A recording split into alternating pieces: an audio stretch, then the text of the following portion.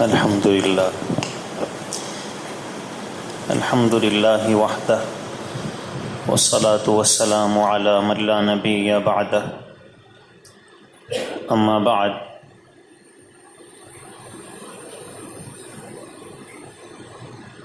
عن أبي موسى الأشعري رضي الله عنه قال قال رسول الله صلى الله عليه وسلم من مر في شيء من مساجدنا أو أسواقنا ومعه نبل فليمسك أو ليقبض على نصالها بكفه أن يصيب أحدا من المسلمين منها بشيء أو كما قال صلى الله عليه وسلم اللهم صل على سيدنا محمد وعلى آل سيدنا محمد وبارك وسلم اللهم صل على سيدنا محمد وعلى آل سيدنا محمد وبارك وسلم اللهم صل على سيدنا محمد وعلى آل سيدنا محمد وبارك وسلم.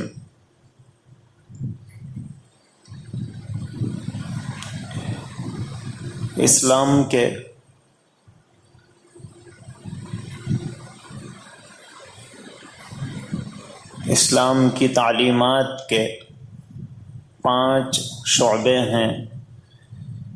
ایک ہے عقائد، کہ ہمارے دل کا یقین اور ذہن کے خیالات درست ہوں. نمبر 2 عبادات، اور نمبر 3 ہے معاملات، کہ کسی کو کچھ دے رہے ہیں، کسی سے کچھ لے رہے ہوں تو وہ شریعت و سنت کے مطابق ہوں. اور چوتھی چیز ہے معاشرت. معاشرت کہتے ہیں کہ ہماری جو 24 گھنٹے کی زندگی ہے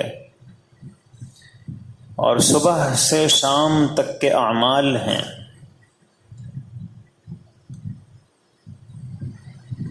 میرے کسی عمل سے اور میری کسی حرکت سے کسی دوسرے انسان کو تکلیف نہ ہو. اس کو معاشرت کہتے ہیں، اور یہ اسلام کی تعلیمات میں اہم ترین تعلیم ہے. اور ہمارے بزرگوں میں حضرت مولانا اشرف علی تھانوی رحمۃ اللہ علیہ اس کے اوپر بہت زیادہ توجہ دیا کرتے تھے کہ ہماری معاشرت بگڑ گئی ہے. ہمیں اس کی کوئی پرواہ نہیں ہے کہ میرے اس عمل سے کسی کو تکلیف ہوتی ہے تو کیا.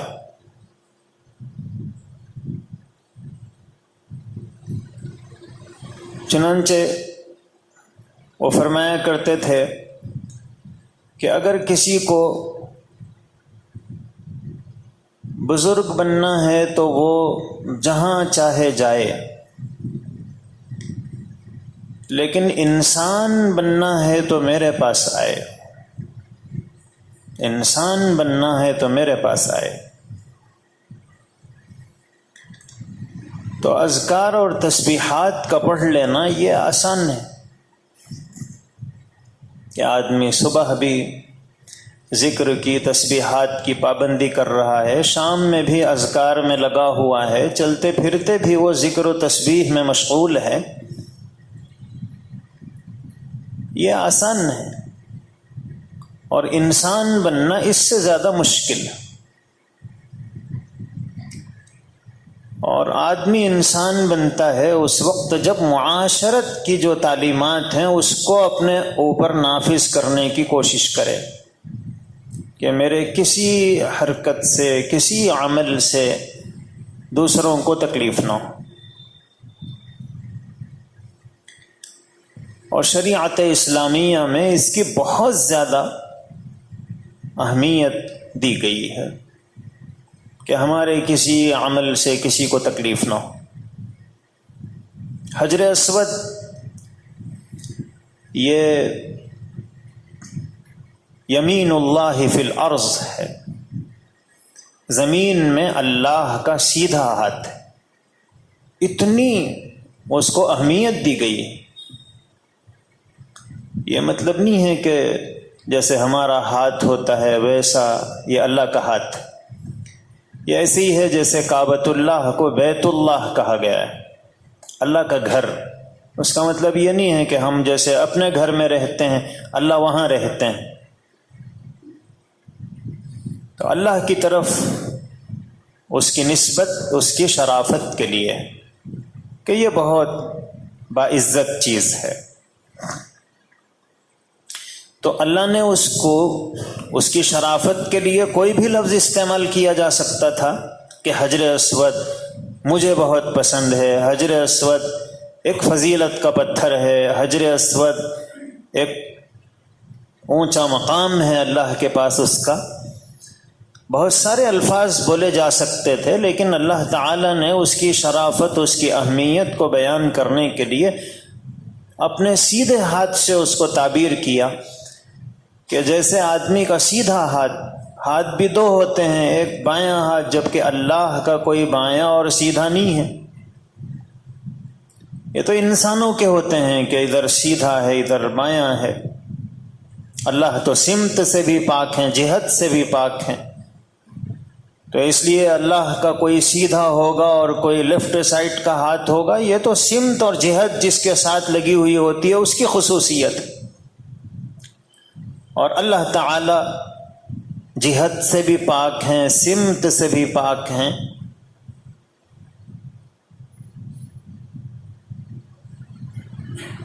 اللہ تو کہتے ہیں اس ذات کو کہ دل میں تو آتا ہے سمجھ میں نہیں آتا،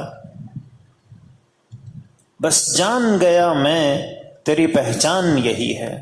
اللہ کی پہچان یہی ہے کہ اللہ دل میں تو آتے ہیں، سمجھ میں نہیں آتے کہ کیسے، اور ہماری سمجھ اتنی چھوٹی ہے کہ اتنی بڑی حقیقت کو سمجھ بھی نہیں سکتی۔ لیکن اللہ اس کی شرافت کو بڑھانے کے لیے اللہ نے کہا یمین اللہ، اللہ کا سیدھا ہاتھ۔ اب اس کو بوسہ لے لینا ظاہر ہے کہ یہ تو بہت زیادہ آدمی کے فضیلت کی چیز ہے۔ اللہ کے پیغمبر علیہ الصلاۃ والسلام نے اس کا بوسہ لیا، لیکن حضرت عمر فاروق رضی اللہ عنہ کو حضور نے خاص طور پر کہا کہ عمر تم حجر اسود کا بوسہ لینے کے لیے مت جاؤ، اس لیے کہ تم طاقتور ہو، تم حجر اسود کا بوسہ لینے جاؤ گے تو دوسروں کو تکلیف ہوگی، تو دوسروں کو تکلیف سے بچانا۔ حالانکہ حضرت عمر فاروق دوسروں کو تکلیف دینے کے لیے تو نہیں جائیں گے، وہ تو حجر اسود کے بوسے کے لیے جائیں گے، لیکن حضور ان کو یہ سکھانا چاہتے ہیں کہ تمہارا کتنا ہی اچھا عمل ہو، اگر اس سے کسی کو تکلیف ہو رہی ہو تو وہ اچھا سے اچھا بھی عمل ہے تو مت کرو۔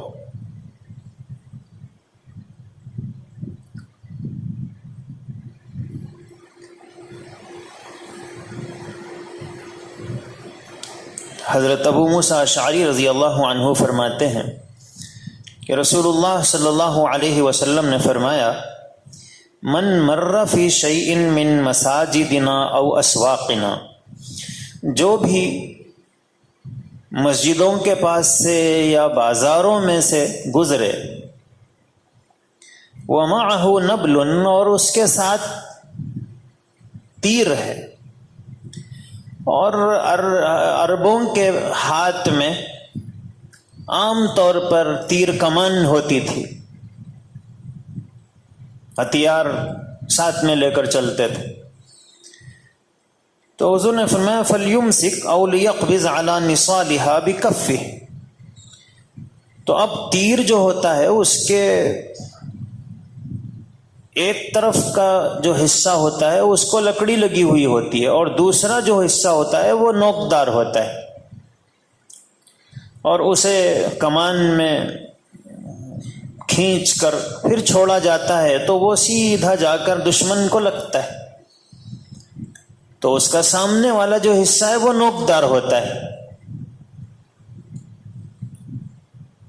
تو اللہ کے رسول صلی اللہ علیہ وسلم فرماتے ہیں کہ دیکھو تم تیر لے کر چل رہے ہو، بازار میں جا رہے ہو، راستے میں ہو، مسجد میں ہو، تو پھر نوک جس طرف رہتی ہے اس طرف پکڑ کے چلو اسے، جس طرف لکڑی ہوتی ہے اس طرف پکڑ کے مت چلو، اس لیے کہ تم تو کسی کو مارنا نہیں چاہتے ہو، تم تو اپنے تیر کے ساتھ جا رہے ہو، لیکن جانے اور انجانے میں کوئی وہاں سے تمہارے قریب سے گزرا اور اس کو وہ تیر کی جو نوک ہے وہ لگ گئی تو اسے زخم آ جائے گا، اس کا جسم چھل جائے گا، حالانکہ یہ جانے والا نہ کسی کو تکلیف پہنچانا چاہتا ہے نہ چبھونا چاہتا ہے، اور ظاہر ہے کہ وہ تو صرف اپنے ہاتھ میں لے کر جا رہا ہے، لیکن اللہ کے رسول صلی اللہ علیہ وسلم فرماتے ہیں کہ دیکھو تم تیر بھی اگر لے کر جا رہے ہو جو تمہاری ضرورت کی چیز ہے تو اسے اس انداز سے پکڑ کر مت لے جاؤ کہ انجانے میں بھی کسی کو تکلیف ہو جائے۔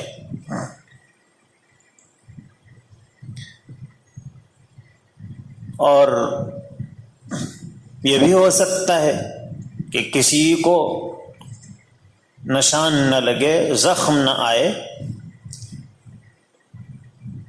لیکن تم یہ جو نوکدار تیر ہاتھ میں پکڑ کر جا رہے ہو تو سامنے والا جو آ رہا ہے وہ تمہارے اس عمل کو دیکھ کر بعض مرتبہ غلط فہمی میں پڑ سکتا ہے کہ شاید یہ مجھے مارنے کے لیے آ رہے ہیں، حالانکہ تمہارے ذہن میں دور دور تک نہیں ہے کہ میں اس کو مارنے کے لیے جا رہا ہوں، لیکن سامنے والے کو بعض مرتبہ غلط فہمی ہو جاتی ہے، اور یہ غلط فہمی ہوئی اسے نوک سامنے اور پھل پیچھے ہونے کی وجہ سے۔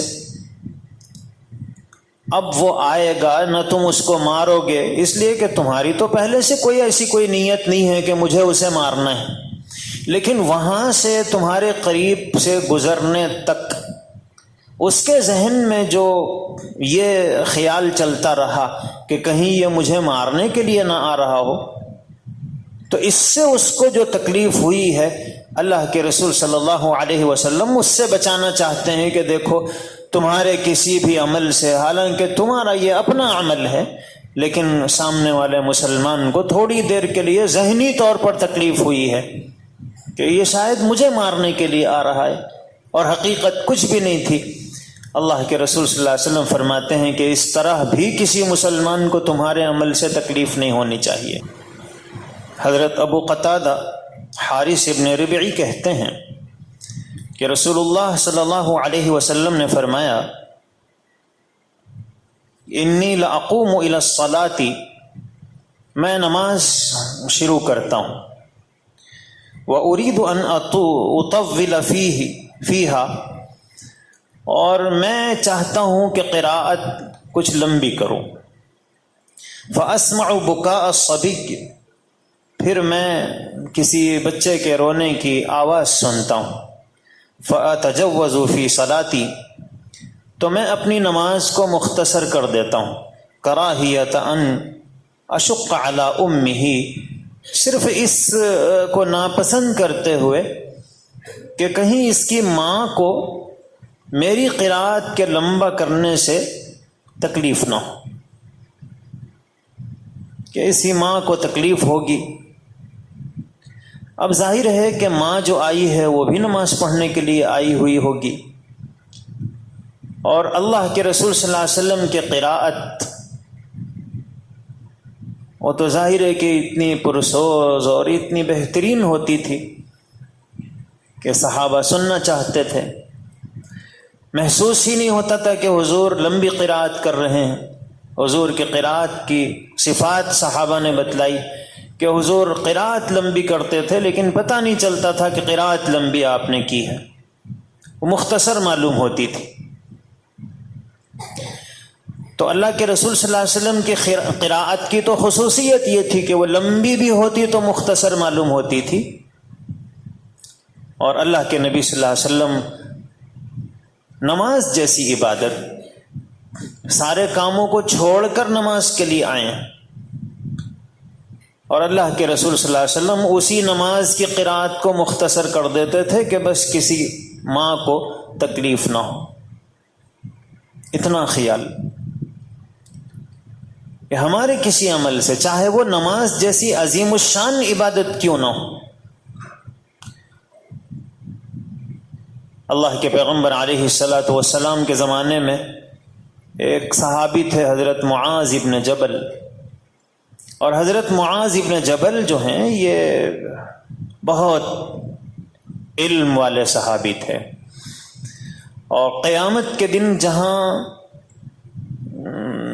مسلمان مختلف گروپوں میں جنت میں جائیں گے تو ہر ایک کا گروپ الگ ہوگا، گروپ کی شکل میں جائیں گے، تو علماء جو ہوں گے وہ حضرت معاذ ابن جبل کی امارت میں، ان کی نگرانی میں جائیں گے۔ تو گویا قیامت تک کے جو علماء ہیں، ہر زمانے کے جو علماء ہیں، ان سب میں حضرت معاذ ابن جبل کو اتنا بڑا مرتبہ حاصل ہے کہ وہ امام العلماء ہیں۔ تو علم کا اتنا اونچا مقام ان کو حاصل ہے۔ حضرت معاذ ابن جبل کو جب حضور یمن بھیج رہے تھے تو پوچھا کہ معاذ تم وہاں جا رہے ہو، فیصلے کیسے کرو گے؟ تو حضرت معاذ نے کہا کہ جب کوئی مقدمہ آئے گا تو پھر قرآن کریم میں اس کا حل تلاش کروں گا۔ حضور نے پوچھا کہ اگر قرآن میں اس کا حل نہ ملے تو کیا کرو گے؟ تو حضرت معاذ نے کہا کہ آپ کی جو احادیث مجھے یاد ہیں ان میں تلاش کروں گا۔ حضور نے فرمایا کہ اگر احادیث میں بھی تمہیں اس کا حل نہ ملے تو پھر کیا کرو گے؟ تو حضرت معاذ نے فرمایا تھا کہ غور کروں گا، اور غور و فکر کے بعد، قرآن و حدیث پر غور کرنے کے بعد جس نتیجے تک پہنچوں گا پھر اس کی روشنی میں مسئلے کو حل کروں گا۔ تو اللہ کے نبی صلی اللہ علیہ وسلم حضرت معاذ ابن جبل کی اس علمی گفتگو سے اتنے خوش ہوئے کہ حضور نے اللہ کی تعریف کی کہ الحمدللہ الذی وفق رسول رسولہ بما وفق رسولہ، کہ اللہ کی تعریف ہے کہ اللہ نے اپنے رسول کے نمائندے کو اس چیز کی توفیق عطا فرمائی جو توفیق اللہ نے اپنے رسول کو عطا فرمائی۔ تو حضرت معاذ کا اتنا اونچا مقام اور مرتبہ۔ حضرت معاذ رضی اللہ عنہ حضور کے ساتھ مسجد نبوی میں دن میں رہتے، اور شام میں اپنے محلے کی مسجد میں عشاء کی نماز پڑھاتے تھے۔ تو ایک مرتبہ حضرت معاذ کو واپس ہونے میں بھی دیر ہو گئی، تو لوگ انتظار کرتے رہے نماز کے لیے، اور جب امام صاحب پہنچے تو پھر نماز شروع ہوئی۔ اور حضرت معاذ وہ تو علم کے میدان کے شہسوار تھے، اور دن بھر حضور کے پاس تھے، تو ایک روحانی کیفیت بھی ان کے اوپر طاری رہتی تھی۔ تو جب گئے اور نماز شروع کی تو انہوں نے جو قرات شروع کی تو ان کا دل ہی نہیں چاہا مختصر کرنے کے لیے، وہ پڑھتے رہے۔ تو ایک صحابی، انہوں نے جب دیکھا کہ امام صاحب اتنی لمبی قرات شروع کر دیے اور ان کو نیند آ رہی تھی، تو انہوں نے دیکھا کہ اب امام صاحب کے ساتھ چلنا بہت مشکل ہے، تو انہوں نے نماز کو توڑ دیا اور اپنی الگ نماز انہوں نے پڑھ لی، گھر چلے گئے، جا کے سو گئے۔ جب نماز ختم ہوئی تو وہاں موجود صحابہ نے آپس میں گفتگو کی کہ بھی فلاں صاحب وہ نماز میں سے بیچ میں نماز توڑ کے اپنی اکیلی نماز پڑھ کے چلے گئے. تو حضرت معاذ نے کہا کہ منافق معلوم ہوتا ہے. اب یہ بات ان تک پہنچی کہ امام صاحب نے ایسا کہا ہے. تو انہوں نے اللہ کے رسول صلی اللہ علیہ وسلم کے پاس دوسرے دن جا کر شکایت کی کہ اے اللہ کے رسول صلی اللہ علیہ وسلم، ہم دن بھر کھیتوں میں کام کرتے ہیں، تھکے ہوئے ہوتے ہیں، نیند کا غلبہ رہتا ہے، اور امام صاحب سورہ بقرہ شروع کر دیتے ہیں. تو اب ہم سے تو کھڑا بھی نہیں رہا جاتا ہے، اور مجبوراً میں نے نماز توڑی اور اپنی الگ نماز پڑھ لی. تو بعد میں پھر مجھے یہ کہا گیا.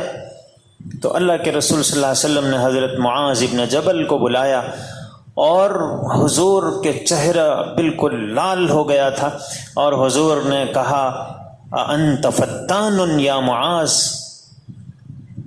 کہ معاذ کیا تم لوگوں کو فتنے میں مبتلا کرنا چاہتے ہو؟ کیا تم فتنہ پھیلانا چاہتے ہو؟ اور حضرت معاذ کہتے ہیں کہ حضور کو میں نے اتنے غصے میں کبھی نہیں دیکھا. حضور نے ڈانٹ دیا حضرت معاذ ابن جبل کو. حضور نے فرمایا کہ امام کو چاہیے کہ وہ اپنے مقتدیوں کی رعایت کے ساتھ نماز پڑھائے، ہلکی نماز پڑھائے. اور ہلکی کا کیا مطلب ہے؟ جو مسنون قراءت ہے بس اس پر اکتفا کرے. اور مسنون قراءت فجر اور ظہر میں طوال مفصل ہے، لمبی صورتیں، اور عصر اور عشاء میں اوساط مفصل سورہ بروج سے سورہ لم یکن الذین کفروا تک کی صورتیں پڑھنا،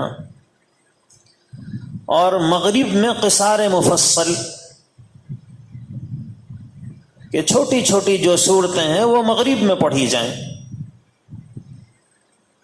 لیکن ائمہ نے ہمارے زمانے کے بہت ساری جگہوں پر متفقہ طور پر اس سنت کو چھوڑ دیا ہے کہ مغرب کی نماز میں قصار مفصل ہے، چھوٹے چھوٹے سورے. لیکن آپ جس مسجد میں بھی جائیں تو مغرب میں ہی امام صاحب جوش میں رہتے ہیں.